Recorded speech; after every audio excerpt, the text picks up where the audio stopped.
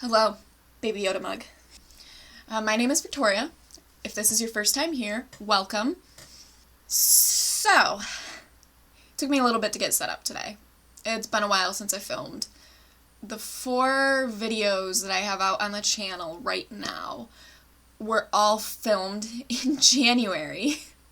So it took me a couple minutes to get set up today. I feel a little off today, just in general. It is a Monday, though, while I'm filming this, so that might have something to do with it. I also have coffee with me this morning. Anyways, on to the video.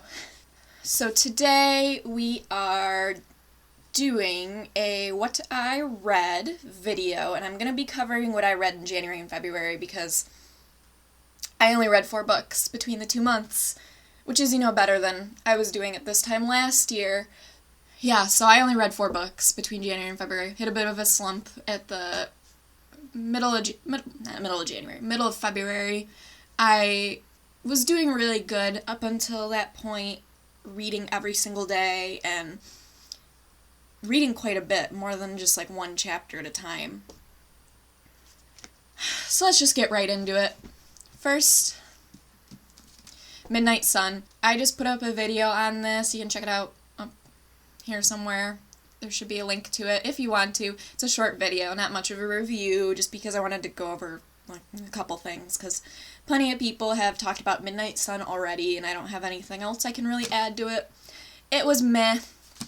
Nostalgic, because I read Twilight when I was a kid, tween, teen, what have you. Next, I read Shadow and Bone, which I also just did a video on, so you can check that out up here. A little bit more of a review for this one, not quite. There were some things that I didn't hit on in the review. Basically, it was your run-of-the-mill YA fantasy. I was actually kind of disappointed with it because it always seemed so hyped up. Especially Leigh Bardugo has always been a very hyped up author. I've always heard good things about her books. So when I found this book in the bookstore, I was like, let's grab it, because while it was very hyped up, I'd also heard that some people didn't really like it. This is about standard with books. You're gonna have people that really, really love it. You're gonna have people that really, really hate it. I knew a lot of people were excited because it's being adapted into a Netflix series, which, funnily enough, I had filmed and edited my review of Shadow and Bone before that trailer was released a few days ago, and I had it all uploaded onto YouTube and scheduled to post, I think it was March 1st, and of course, I think it was the day after I had gotten that all kind of set up, the trailer came out. Talk about timing. As for the Netflix show, I did watch the trailer. I don't know. I haven't finished the other 2 books in the series, so I'm kind of like, should I watch the series before I finish the books? Or, I don't know. I do want to add here, though, one thing I did not touch in my video review. I actually ended up cutting it out because I was like, am I looking into this too far? Or am I being too nitpicky? And I ended up finding a Goodreads review that kind of emphasized what I was trying to say. But Botkin, so it's established that he is Shu Han, which is the Asian-inspired foreign culture in this universe. And every time he spoke, it came across as the kind of stereotypical accented foreigner who also happens to be essentially the martial arts instructor. I'll post a link down in the description box to that Goodreads review, because I think she did a better job of expressing what I'm trying to say about Botkin's character.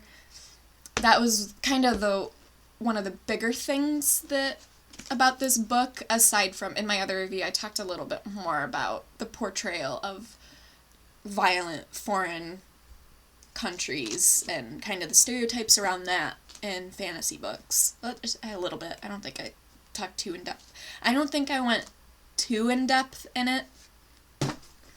Oops. Moving on, we've got Black Sun by Rebecca Rowanhorse.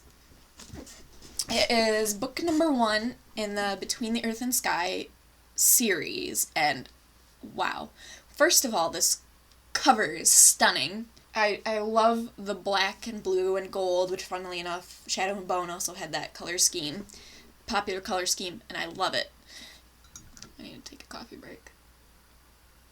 So, this book blew me away. I have not wholeheartedly loved a book in so long. It was so refreshing. I gave it 5 out of 5 stars. It was amazing. I wish I had actually taken notes on it so I could do a full-length video on it, because I feel like I won't be able to do it justice in this short what I read video here. But I can just take the time here to kind of go over a little bit about this book. I thought it was beautiful and brilliant and really tragic, honestly. I'm not gonna say it was a perfectly flawless book. It was not. There are gonna be people who really loved this book like I did. There are gonna be people that just, it was not for them. I already saw a little bit of that on Goodreads, and absolutely it's not gonna be a book for everyone. I love it because fantasy is one of my favorite genres of all time, and this book was just, it was so unique. But I do think it was a little slow-paced. I think there are maybe one too many points of view characters for kind of what was happening in this book, because there are a few different plot lines going on at one time, which, you know, you can do that. I mean, if you've read A Song of Ice and Fire, you know how many plot threads. Why do I keep saying plot threads? If you've read the A Song of Ice and Fire series, you know how many plot lines are going at once in that. And also, I think there may have been, going with kind of that comment about too many point of view characters, there was definitely a lot of setup for later books in the series, which, you know, I think is perfectly fine. When you're going to be writing a series, you do kind of need to set the stage for later books. But there kind of needs to be a nice balance of that. It needs to feel like there's at least something resolved in this book, which, I mean, one of the plot lines did get resolved and set up another one. So that's just kind of a minor thing. Not a huge deal as far as, you know, as far as my experience with the book was. Still, I really loved the book. I read it super fast. I mean, I read it in I think 4 days, which is really fast for me. Plus, it was inspired by pre-Columbian America, which is a sorely underrepresented era in fantasy books, and it was amazing. I loved it. There's just so much from non-European medieval times to offer when it comes to fantasy books that draws from the real world and real time periods and real people and real cultures. And I think Rowanhorse did a really, really good job.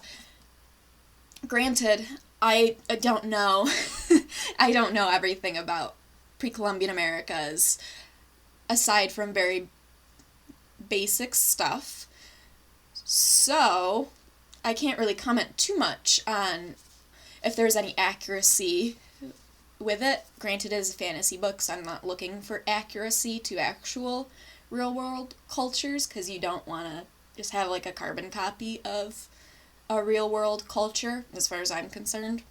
This book was really inclusive. It had LGBTQ representation, you had queer main characters, you had non-binary characters, and most of all, it's not lingered on in a way to be like, hey, look at me, I'm being inclusive. No. Each of these characters was a part of this world, and their identity, what they identified as, queer, non-binary, it's just part of the world, as it should be in real life too, which, I mean, we all know it's not a lot of the times. But Rowanhorse did a really good job of including LGBTQ characters. probably my favorite book that I read in January and February. It kicks off with a strong yet devastating opening that introduces one of, if not the most tragic character in the whole book. Do be warned, though, that there's a fair amount of violence and mutilation, especially in this opening chapter. It does get rather violent, a little bit gory, a little bit. Not over the top, though, at least. And honestly, it was kind of chilling reading the first chapter, so just be warned about that. Okay. And lastly, I read The Bear and the Nightingale by Katherine Arden. Another gorgeous book. Stunning, brilliant. I gave it 4.5 out of 5 stars over on Goodreads. It started off really slowly, and I honestly worried I wouldn't end up enjoying it if the pacing stayed so slow throughout the book. There are also one too many points of view.